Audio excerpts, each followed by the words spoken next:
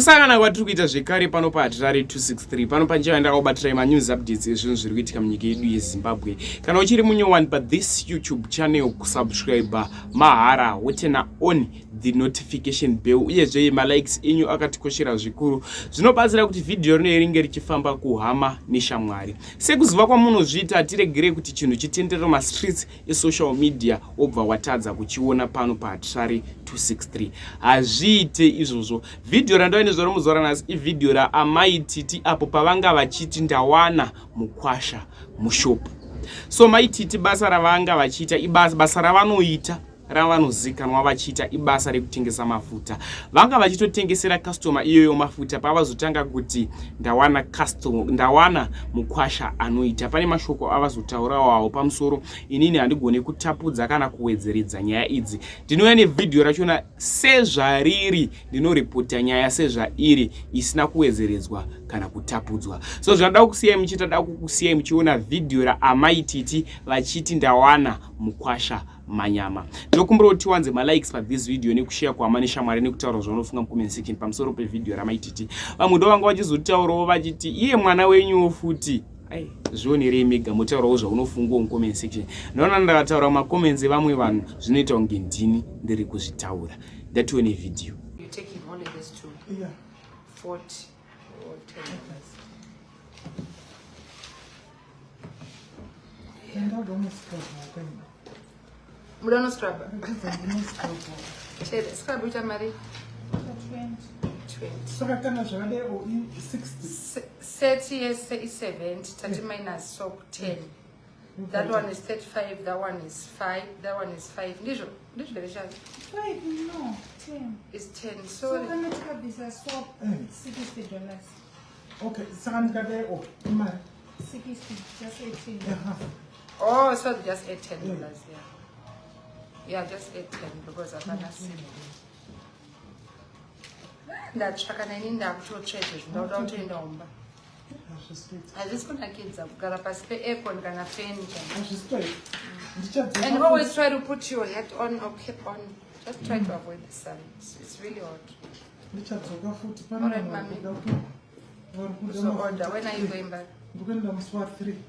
You are still around. $46. Okay. Yeah. Perfect, mommy. Thank you very much. Thank you so much.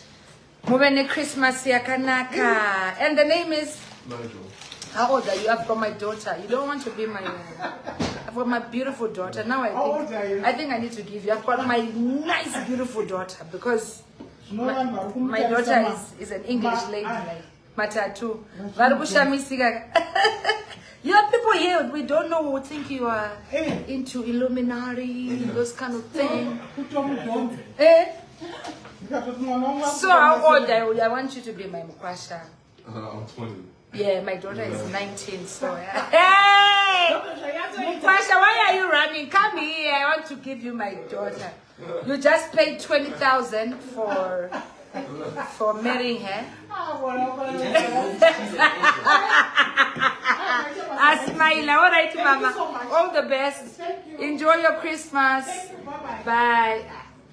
Ndatwana mukwasha kanaka sho ndoka kwasha ndoda kwete zvekachina kaiti kuzobudisa mwana wangu manudzi kabundu anonzi shiti kakadane mwana wangu aidaneka mukomana kana ndakazokaona kakokoti kane musoro unenge jongwe kamo ndakati wanga wadei kuzama nava zvimwe zvavanotitira kamukomana kacho kakambuditsira manudzi kundaiti kashinu kudai akabuditsirwa kana neuyu andinoti mukwasha uyu ndaingochitora imukwasha wamona kunaka kwakairi unozodei mukwasha kadai munzwa kutaura kwake manzwa ira kuti ndobva ndanzwa madhausani kuti kamukwasha marabishi kandakanga ndapiwa nemwana wangu ngaanaki kunyangwa netsvina dzine mudemumumamaka unoziva ndakamutarisa kukoti ndakandomupanira pasi kakafera kakapera ndakatiwakakaoneka ndaida ukariwa pamusi kakapera wakambona kamukomana kakampayaya kari kungofamba karinge mhepo ikauya kanoenda nemhepo kuti kanonzi vabereki vacho ndo vanga vane mari here saka hanzi kaimboya katora mwana wangu iwo mazuva andichinike kaitora mwana wangu nebhenzi kandiriva mazimoto ekupenga kachidii but akana kakasina mukwasha ari that like something wekuti ukaona kuti mukwasha wangu asvika kwete kabepa vabereki vacho vaiuya kukoti ndakazoti arega ndisiyana nazvo mazvavo ndakuta zvekunamba tanoswera uchimwendesana kukoti kuita sei ndakangoti kacharangwa naMwari kangorohwa kana nemheni kafe because unoziva kuti ndakakatesa ndikati nei waizviitirei ukarambwa ndozvaunoita revenge yacho yekubudisa ndimaisenderana saka what is the problem saka isusu tosendawo vako here Jerusalema rese rioneka piyumpiyu kako nai mukwasha ndakatodaroka nai mukwasha tioneka kapiyumpiyu kenyika yose sezvo makasenda vanava but ukaona mukwasha uri kuona mama nechiti mirai mukwasha wangu arusvika ada mukwasha ndamuda mai vanofanira wambotora madetails vanofanira kugara vachionekwa mwana wondamufarira ndotype yandoda pavana vangu manzwa kana chi accent mari unonzwa ichinhuhwirira munhu akamira munhu kunhuhwa mari kudai ndanzwa mari ichinhuhwa pamwana uyu ndokutaurirazvo naiwo anokona kana mai vacho unokuna mazimari abuda mupetsuku ndo vanhu vandoda so ndinonzwa kuti yes vanhu vangu vasvika kuorera nemapounds mari yanhuhwa unokunzwa sharo masharo nangu asi zvekunhuhwa kwemari uri mwana mudiki pamari tipenyari mari yanhuhwa pamwana uyu mukwasha tarisa kuti vari kudhireva mota yakaita sei